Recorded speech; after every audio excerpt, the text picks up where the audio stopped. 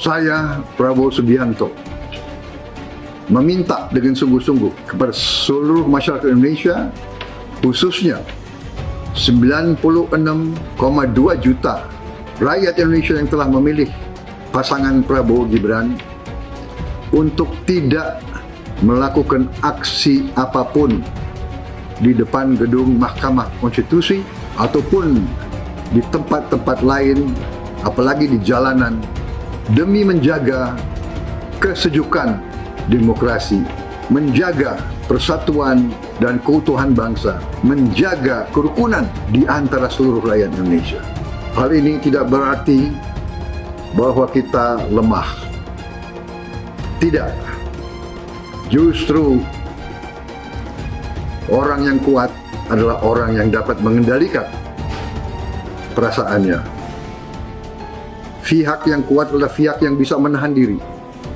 Pihak yang kuat adalah pihak yang mengutamakan kepentingan bangsa dan negara di atas kepentingan golongan atau pribadi. Saudara-saudara sekalian, yakinlah kekuatan rakyat ada di pihak kita. Saya tugaskan kepada kalian untuk memilih 01. Kalau kalian semua tidak memilih 01, berarti kalian semua adalah PKI. Mantap, Pak. Iya, tepuk tangan. Hidup 01. Tambah satu. Amin aja dulu. Kita orang Islam diajarin bersih sebelum sembahyang, cuci semuanya. Saya bilang lu 2,5. Gue 10%, bukan berarti gue jorok. Disucikan oleh darah Yesus. Pasti bayar perpuluhan dia. Puas banget dia seminggu sekali. Gak usah cuci-cuci, ya kan? Gak usah bergerak-bergerak. Loh, kita kan bayar 10%, makanya kita kebaktian tenang aja, ya kan? Paling berdiri nyanyi tempat, santai, ya kan? Tapi kok 2,5, setengah mati.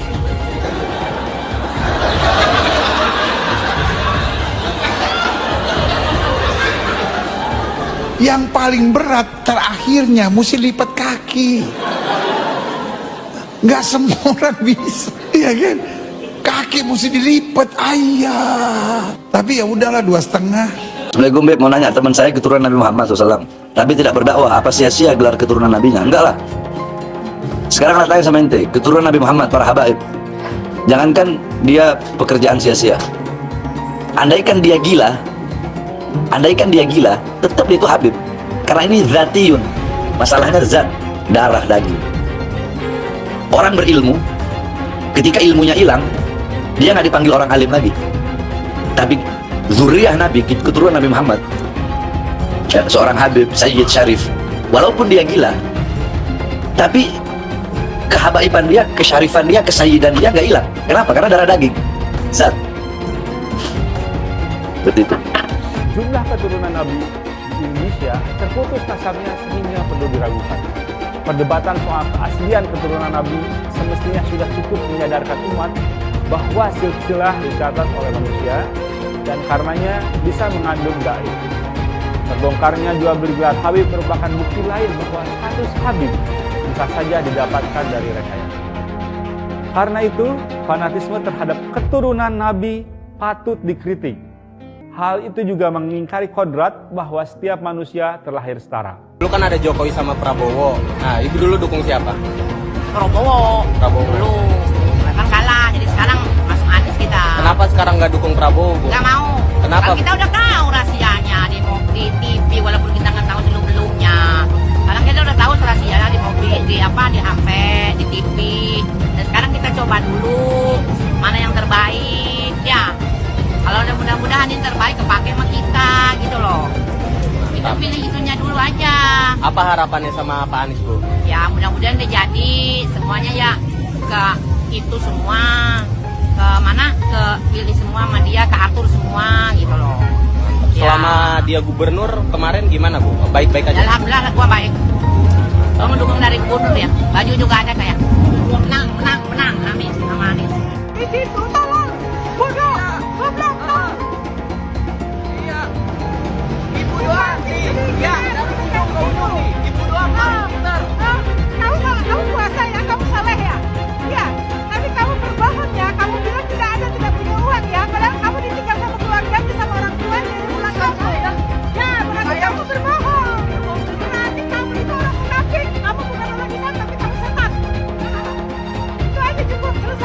Tidak pakai perhitungan, saya telepon langsung kepada Allah Ta'ala. Ya Allah, kemarin tanggal 4, malam 4, ya Allah, ini sudah 29, satu Syawalnya kapan? Allah Ta'ala ngendika tanggal 5 semua kue kaya ngono. Lah makanya disalahke wong ora apa-apa, urusan ingsun Gusti Allah. Semua sudah bagus, tapi itu bukan solusinya. Solusinya adalah people power. Tidak ada revolusi yang tidak ada orang meninggal. Harus nyawa, dan saya siap memimpin menjadi syuhada. Siap. Allahu Akbar. Masya Allah. Fi amanillah. Masya Allah. Teman di sini sudah dikata-katain oleh teman-temannya untuk harus menerima kekalahan. Ini bukan soal kalah menang, teman-teman. Jangan ragukan kita untuk sportivitas, tapi jangan juga remehkan kita untuk melawan kecurangan. Teman-teman, sesungguhnya ini bukan soal Pak Anies Baswedan dan Pak Muhaimin Iskandar, ini soal generasi kita, teman-teman. Apakah kita sudah siap menjadi generasi yang menghalangi, yang menghalalkan segala cara untuk mendapat kekuasaan? Saya tidak mau berada di generasi-generasi tersebut. Kita melawan bukan untuk siapa-siapa, untuk anak cucu kita nanti bisa mengikuti pemilu dengan penuh keadilan. Ya, ini banyak pendeta kami bawa sini supaya bisa ngatasi. Ngomong kamu, apa alasanmu? Kenapa kamu tiba-tiba kamu kesini untuk mengganggu, memberhentikan orang jangan sampai ada ibadah di sini? Adakah kami pergi melarang kamu sholat di sana? Bicara, apa alasanmu? Ikut-ikutan siapa? Warganya mana? Panggil wargamu yang kau bilang ikut-ikutan warga. Ada, orang di belakangmu pasti ada. Memang nada saya harus keras. Maaf Pak. Siapa-siapa supaya nanti jangan lagi Gak bisa berhenti nangis dari kemarin. Setiap melihat pipi Abah, aku selalu nangis. Tapi aku udah kasih suara aku buat Abah dan keluarga aku juga udah kasih suaranya buat Abah. Abah tuh terlalu sia-sia, Bah. Aku gak jadi presiden tuh. Aku gak mau nangis, aku gak boleh nangis karena aku lagi kerja. Gak boleh. Aku lagi kerja. Aku gak boleh nangis, gak boleh nangis. Tapi gak bisa. Setiap video Abah masuk FYP aku selalu nangis. Aku gak bisa tahan air mata aku. Buat aku tuh gak nangis.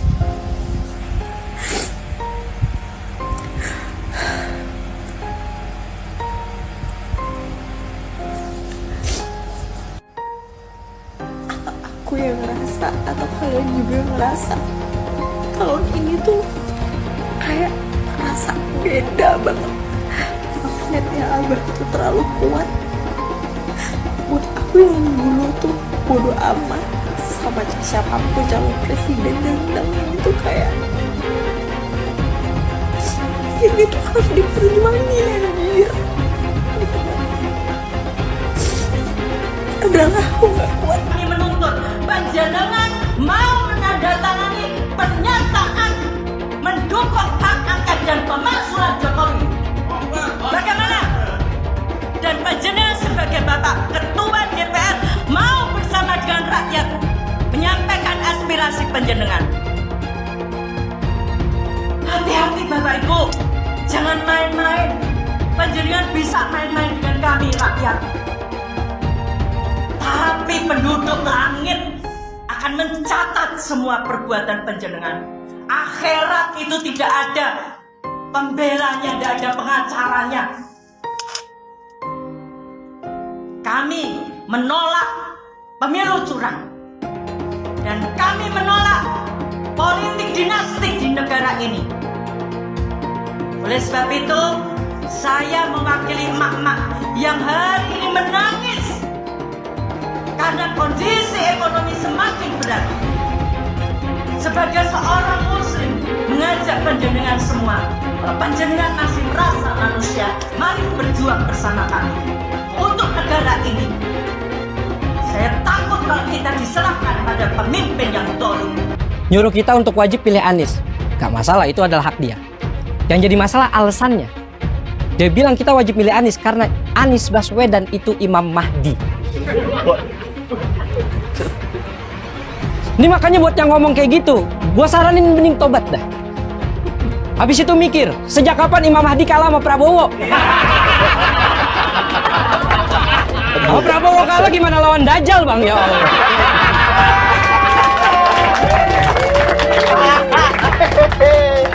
Kami emak-emakmu datang ke sini pasang badan, ingin perubahan untuk Indonesia ini. Kami pasang badan untuk meminta pertanggungjawaban kepada Bapak Presiden Republik Indonesia. Pak Jokowi, tolong sampaikan saya bicara dan akan rumput dari rakyat bawah. Anda telah mengacak-acak demokrasi Indonesia ketika Anda menggolkan lewat MK anak Anda yang belum layak. Anak Anda si Gibran, Pak Jokowi, belum pantas untuk menjadi wakil presiden Republik Indonesia ini. Dia masih terlalu muda, belum punya pengalaman, belum punya keilmuan. Hai Bapak Jokowi, seharusnya Anda malu. Kenapa Anda sendiri gagal menjadi presiden Republik Indonesia? Hari ini kami mama, ekonomi susah, dan Anda juga bersama menteri-menteri Anda mempersilahkan banyaknya tentara Cina masuk ke Indonesia, sementara anak-anak kami banyak pengangguran. Sekali lagi, hari ini kami dari akar rumput akan teriak. Kami akan teriak, Bapak Jokowi, Anda sudah gagal menjadi Presiden Republik Indonesia. Selayaknya Anda mundur. Kami sebagai rakyat menuduh bahwa KPU berbuat curang. Karena hasil keputusan itu harus sesuai dengan CA1 Plano. Setuju. Apapun yang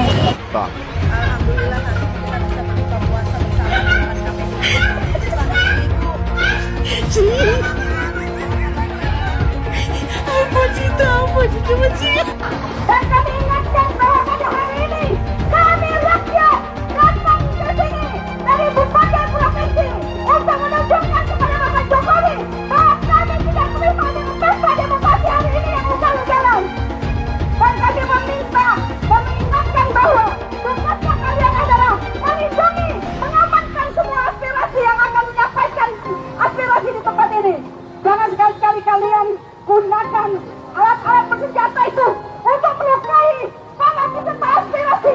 Jika satu tetes darah, tangan, Bapak di tempat ini, maka kami seluruh Indonesia akan berdoa minta supaya Jokowi Untuk tolak dan pimpinan aksi merapat di bawah. Aku pilih 02, tapi ada yang bilang pendukung 02 itu bukan orang cerdas. Tapi nggak apa-apa, memang aku bukan orang yang cerdas. Tapi setidaknya aku bukan orang jahat, dan yang paling penting hati ini masuk akal. Karena percuma juga cerdas, tapi kelakuan seperti orang tidak waras.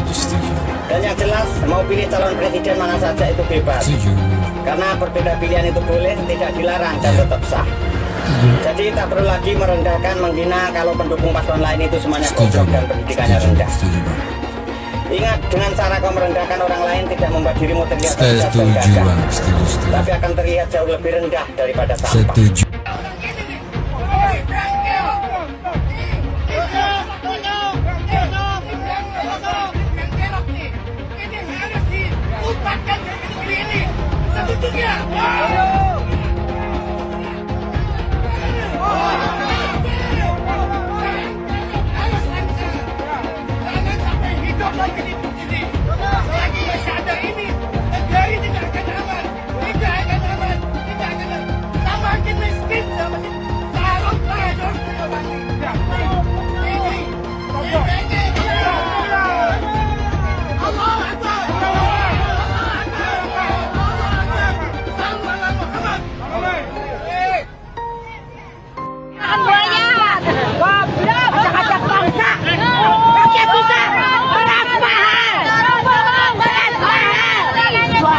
baik pada musik. Rakyat menjerit, beras mahal.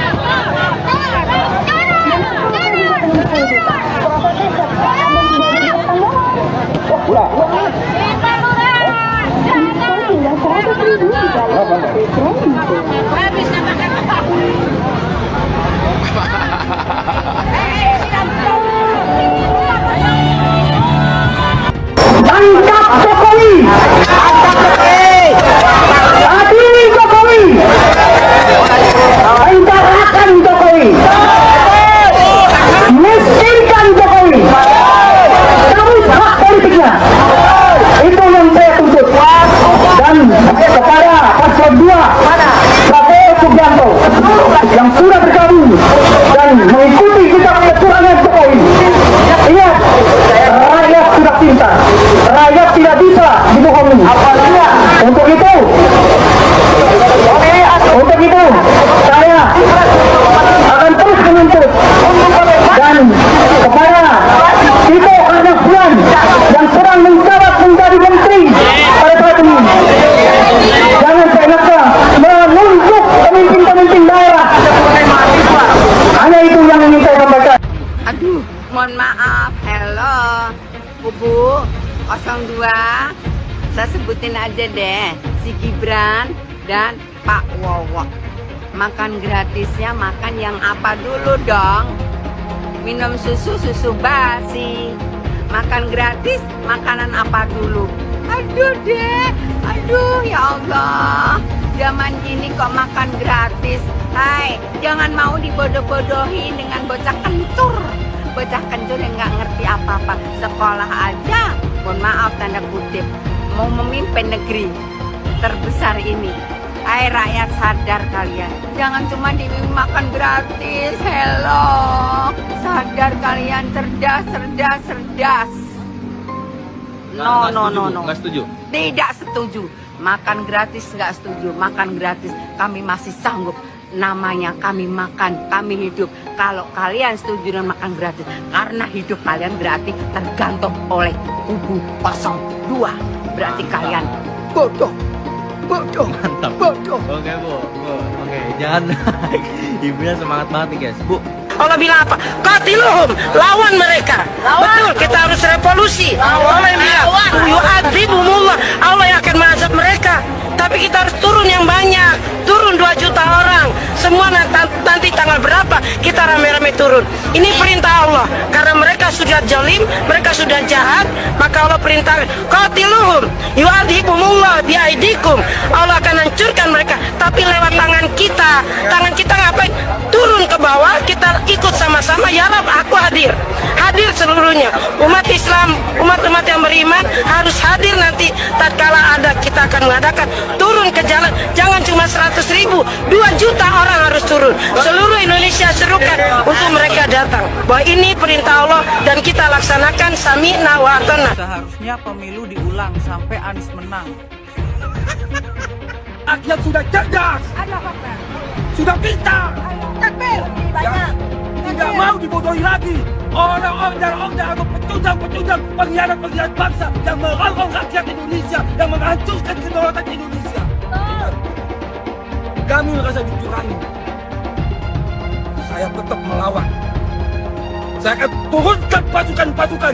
Bahkan rakyat Indonesia saya serukan semuanya harus turun di jalan. Kampung KPU. Takbir. Bismillahirrahmanirrahim.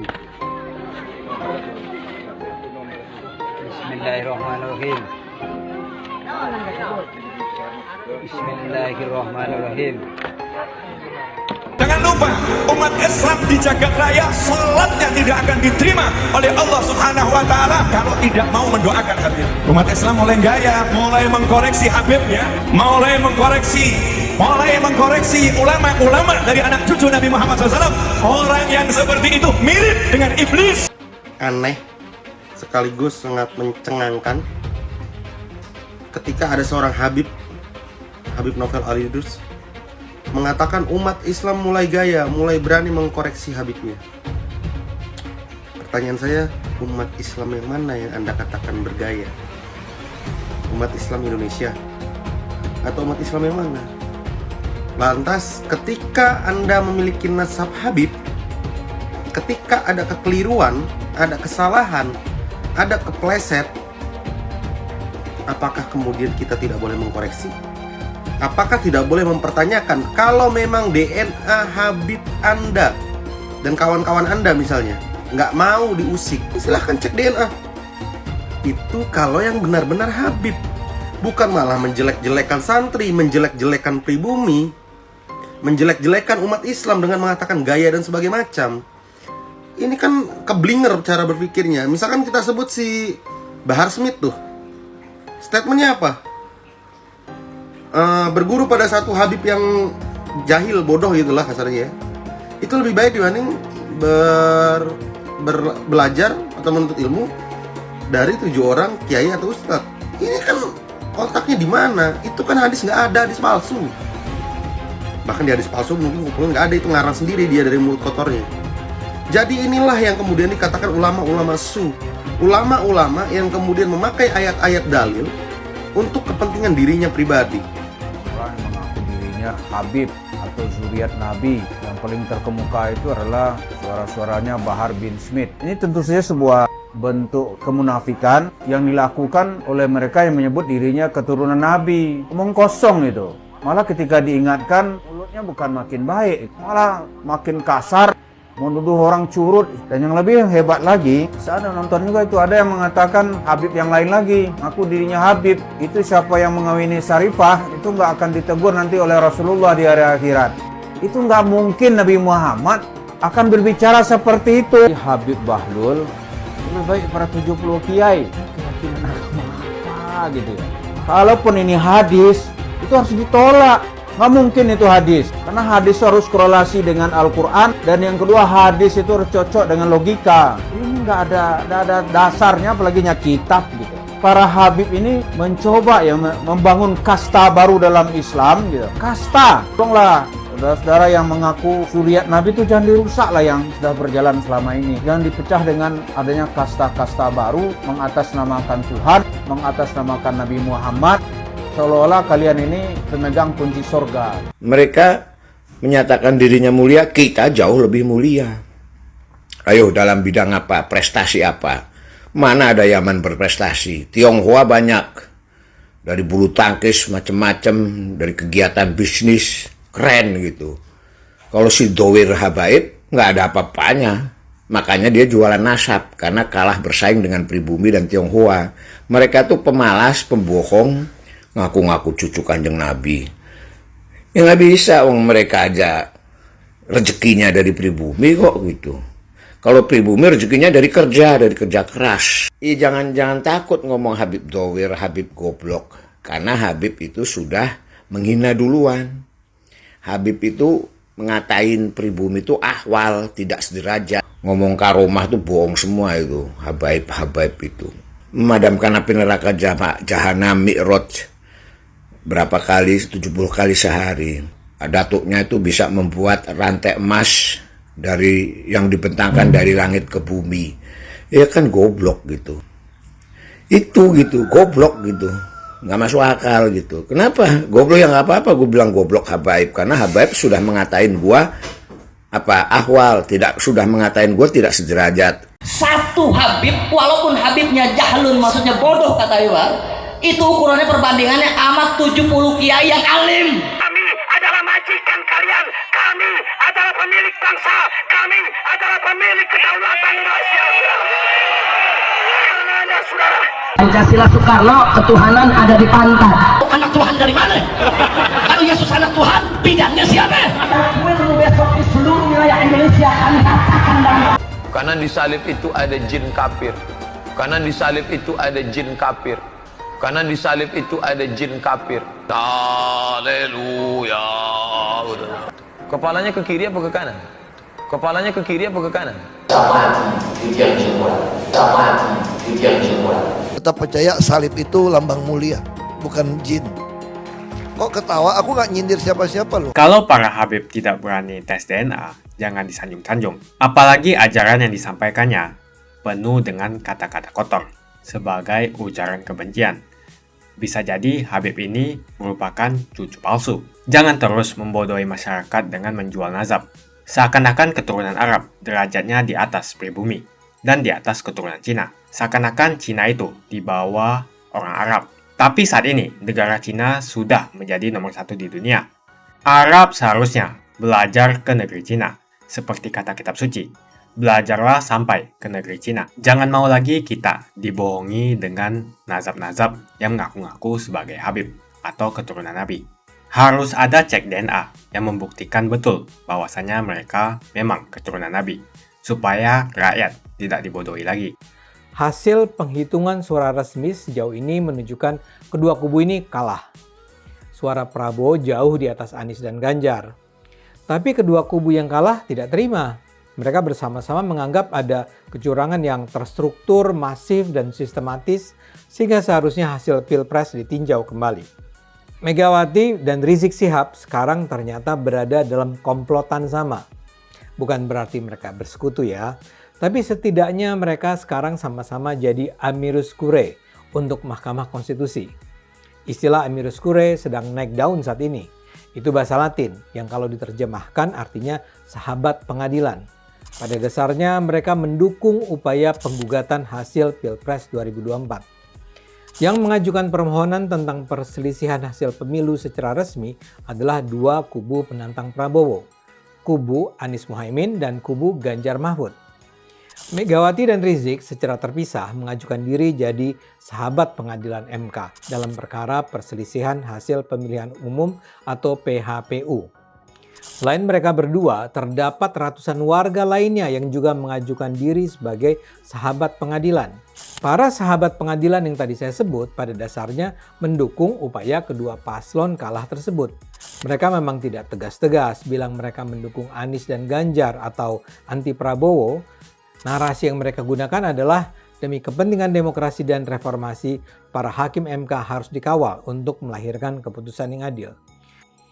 Jangan anggap para penggugat itu adalah kalangan abal-abal. Yang paling awal mengajukan sahabat pengadilan adalah aliansi akademisi dan masyarakat sipil yang beranggotakan 303 orang dari kalangan akademisi dan masyarakat sipil. Aliansi ini bahkan menyatakan Raka Buming tidak memenuhi persyaratan sebagai calon wakil presiden dan minta MK tidak ragu mendiskualifikasi kemenangan Prabowo. Tapi dalam keseluruhan pernyataan yang mereka ajukan, kita bisa sangat rasakan betapa para sahabat pengadilan menganggap pemilu 2024 penuh kecurangan untuk memenangkan Prabowo, dan salah satu aktor utama kecurangan ini adalah Presiden Jokowi.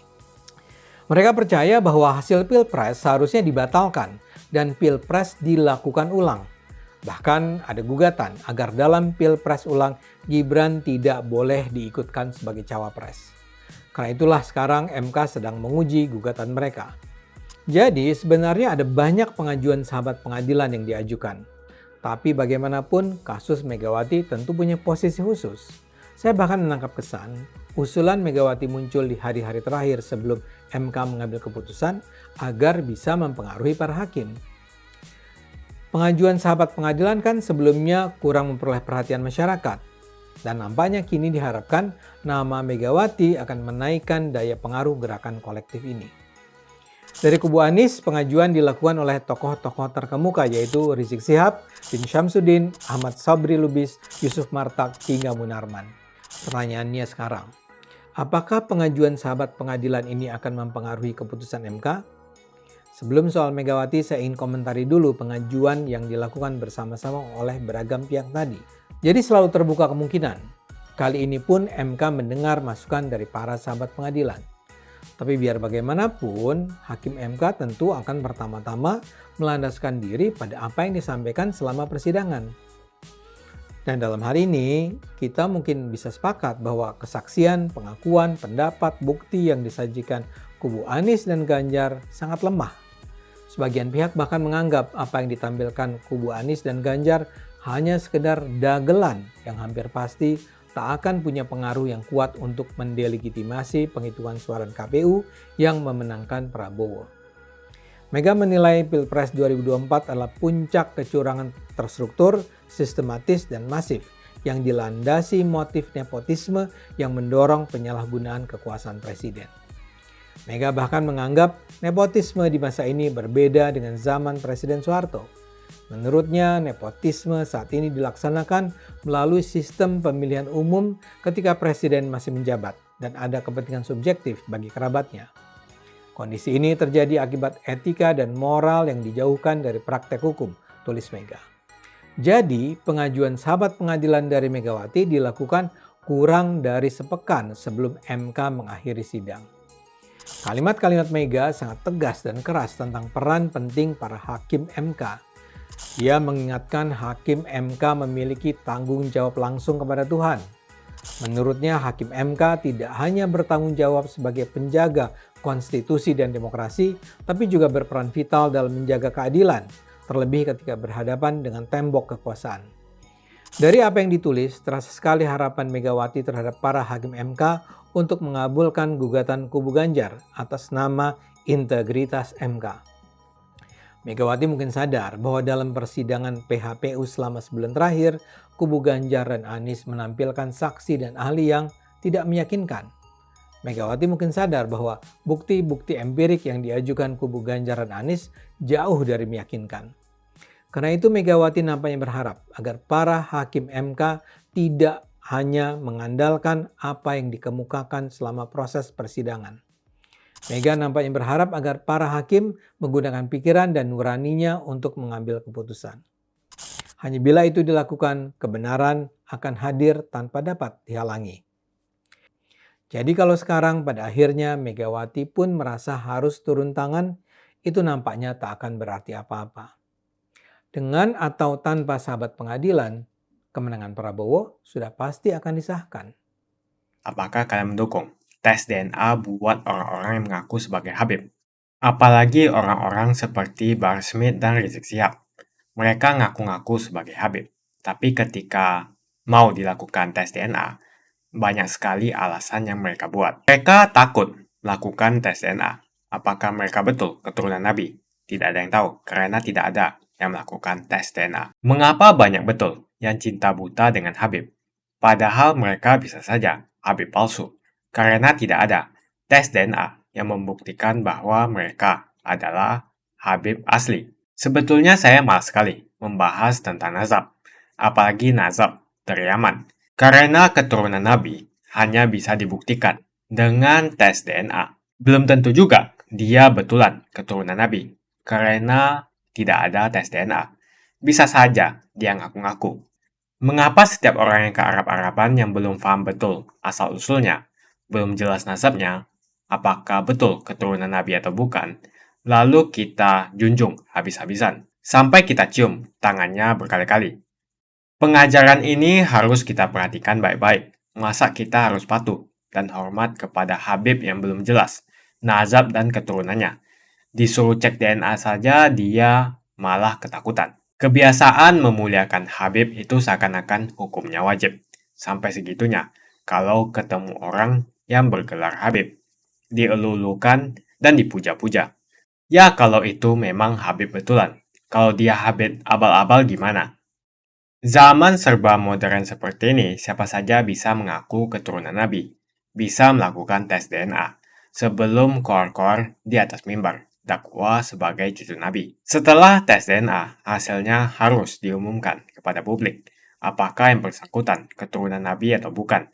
Jangan terus membodohi masyarakat dengan menjual nazab untuk memperbaiki nasibnya sendiri. Jual nazab untuk mengumpulkan pundi-pundi rupiah dan kaya raya dengan membohongi masyarakat. Lihat si Bahar, dari miskin jadi kaya dengan mengumpulkan pundi-pundi rupiah dengan membodohi masyarakat dengan menjual nazabnya. Ya bolehlah seorang Habib kita hormati, asalkan semua mengaku sebagai Habib mau tes DNA. Berani tidak kalian tes DNA? Hasilnya diumumkan di masyarakat. Itu baru adil.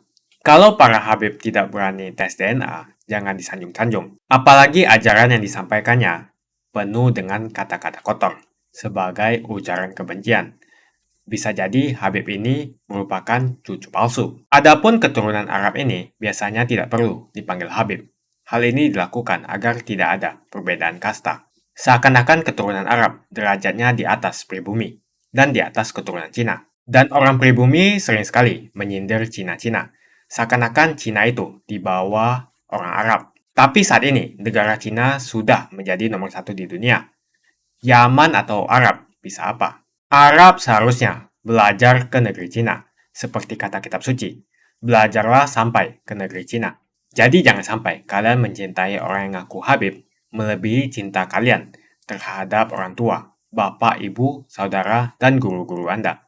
Mengapa sampai sekarang masih banyak orang yang mencintai Habib tanpa melihat asal-usulnya, tanpa mengetes, cek DNA dia? Siapapun orangnya, mau Habib, mau Kiai, mau Bunyai, mau Gus, mau Neng, mau pejabat, mau guru, TNI, polisi, mau rakyat biasa, atau siapapun dia, kalau ngajari untuk membenci orang lain, jangan diikuti.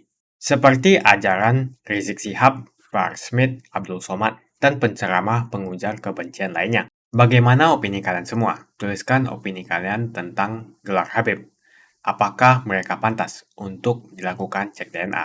Untuk memastikan mereka betul keturunan Nabi. Jangan mau lagi kita dibohongi dengan nazab-nazab yang mengaku-ngaku sebagai Habib atau keturunan Nabi. Harus ada cek DNA yang membuktikan betul bahwasanya mereka memang keturunan Nabi, supaya rakyat tidak dibodohi lagi. Jika kalian setuju dengan pendapat saya, pastikan Anda semua like video ini. Dan pastikan Anda membagikan video ini ke teman dan family Anda supaya mereka semua mengetahui tentang informasi ini. Tekan tombol subscribe dan bunyikan lonceng notifikasi supaya kamu tidak ketinggalan info dari channel Suara Minoritas.